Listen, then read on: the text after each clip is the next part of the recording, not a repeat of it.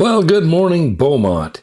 We've got an election coming up. Election day is November 4th. There are 17 constitutional amendments on the ballot. Now, these type of ballot efforts are often dismissed by voters, but it's really important that you not avoid it. You need to show up and you need to vote. This is big stuff.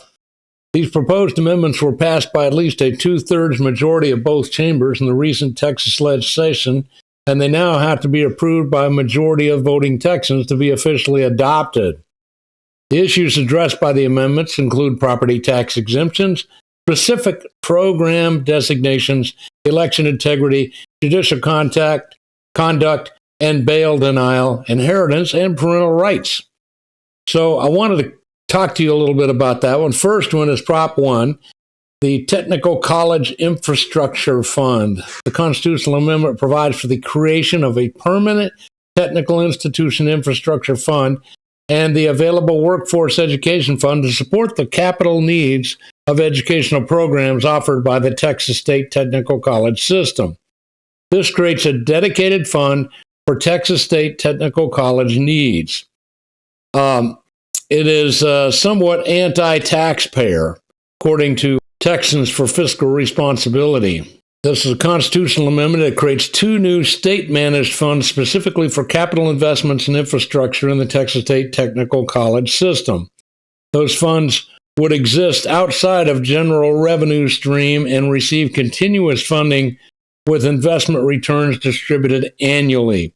Unlike most state programs, this funding would be automatically appropriated without further legislative approval, removing oversight, which means that over time, a lot of money is going to get involved here, and you as a voter won't have anything to say about it. Other side of this, while the workforce education is valuable, locking the funding mechanisms into the Constitution erodes transparency, and limited government programs should be funded through regular budget processes where lawmakers justify the spending every 2 years. So my position is, I think you ought to vote no on Prop 1. Prop 2, capital gains tax ban.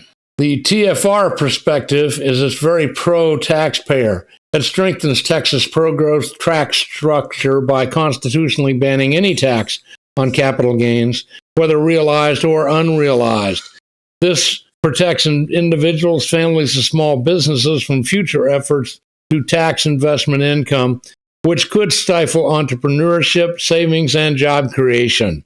I like that. By providing long-term tax certainty, the amendment helps the Texas people maintain its competitive edge, with Texas being a destination for investors and businesses. Proposition 2 is a yes. Proposition 3, the denial of bail amendment.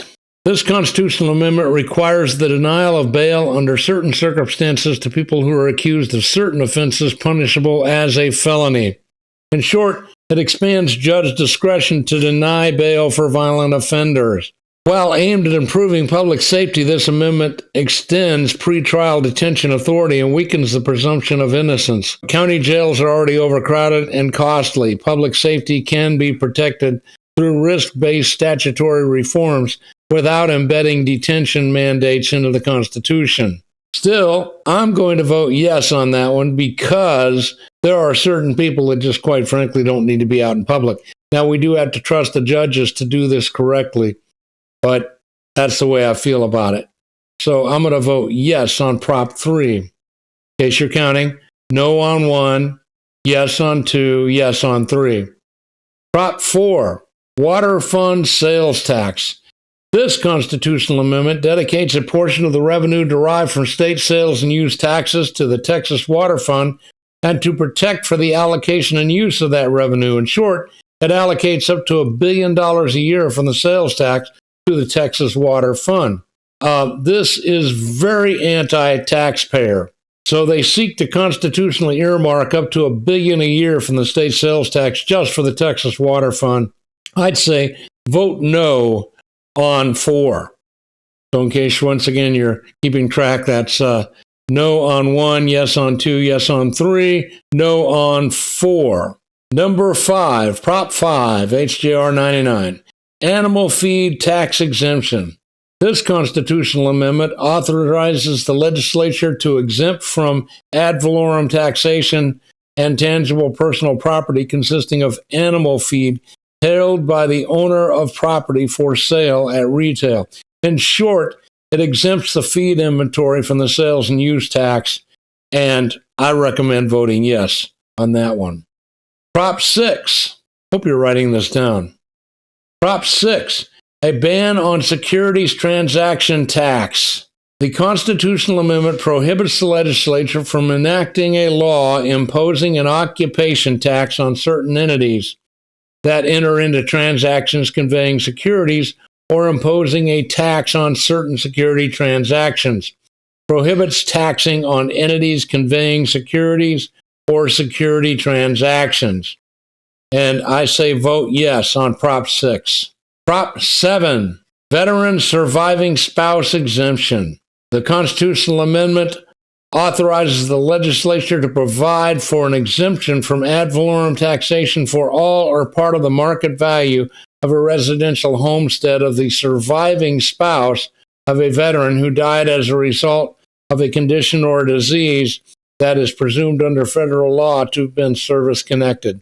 So, like my dad who died of bone cancer, for instance, because of his exposure to Agent Orange. This is a pro-taxpayer bill. Veteran Surviving Spouse Exemption, Prop 7, yes. Proposition 8, the Death and Inheritance Tax Ban. This constitutional amendment to prohibit the legislature from imposing death taxes applicable to a decedent's property or the transfer of an estate, inheritance, legacy, succession, or gift. In short, it prohibits the death, inheritance, and gift taxes at any level. This is an absolute yes on Prop 8 because this is about property. This is about money that has been taxed, retaxed, and taxed yet again. There should be no death tax. Prop 9, Tangible Property Exemption.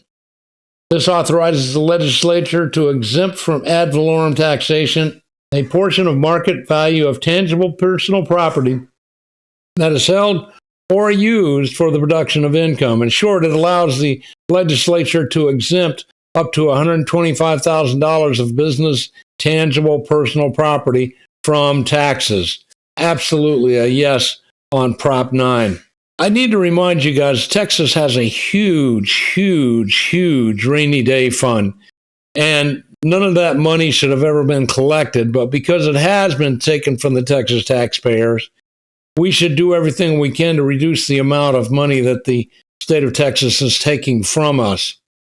Prop 10, Homestead Fire Rebuild Exemption.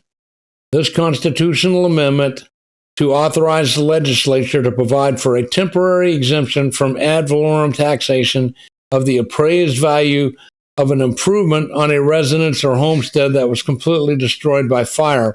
In short, it allows the temporary exemption of homestead improvements after fire damage because, yeah, it's an improvement, but it's an improvement because you couldn't live in your house, and now that you fixed it, you can. This is very pro-taxpayer, so an absolute yes on Prop 10. Prop 11, the Elderly Disabled Exemption Boost. Probably you should vote no on this. Constitutional amendment authorizing the legislature to increase the amount of this exemption from ad valorem taxation by a school district of the market value of the resident's homestead of the person who is elderly or disabled. In short, it increases the homestead property tax exemption for elderly and disabled people.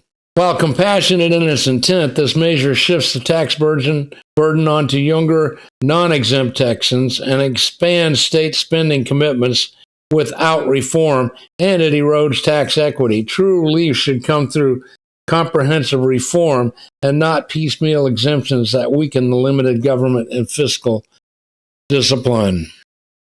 Proposition 12. Constitutional amendment regarding the membership of the State Commission on Judicial Conduct, the membership of the tribunal to review the commission's recommendations and the authority of the commission. The tribunal and the Texas state court system to more effectively sanction judges and justices for judicial misconduct. In short, reforms the Commission on Judicial Conduct and Processes and Oversight. Absolutely, we should vote yes on this. This will promote transparency, public accountability, personal responsibility. Proposition 13, general homestead exemption increase. This will increase the homestead exemption from $100,000 to $140,000. This should have been done 10 years ago. Absolutely a yes on Prop 13. Proposition 14, Dementia Research Institute. Congressional amendment to provide the establishment of this research institute. Bad idea. Vote no on it. It makes no sense to spend taxpayer dollars on this.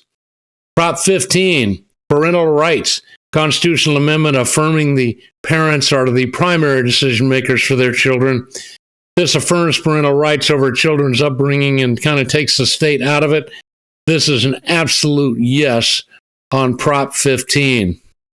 Prop 16, citizenship requirement. This clarifies that a voter must be a U.S. citizen, and that is simply the way it should have always been. This is an absolute yes vote on Prop 16.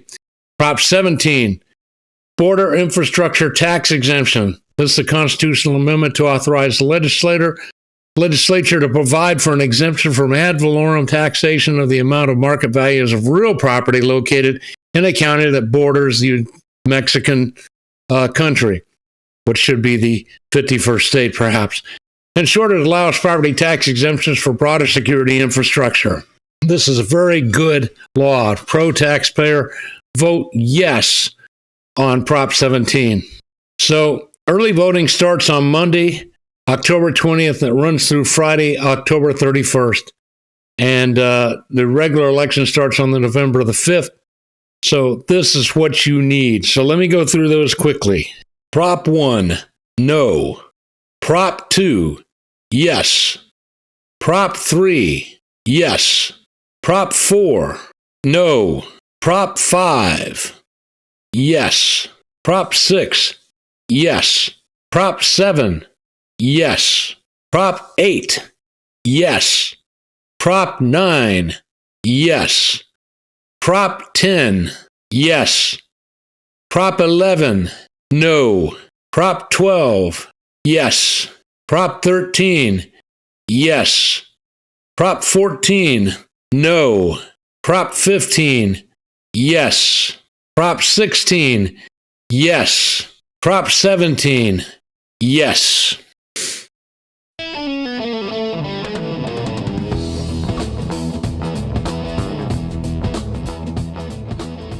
You have a choice.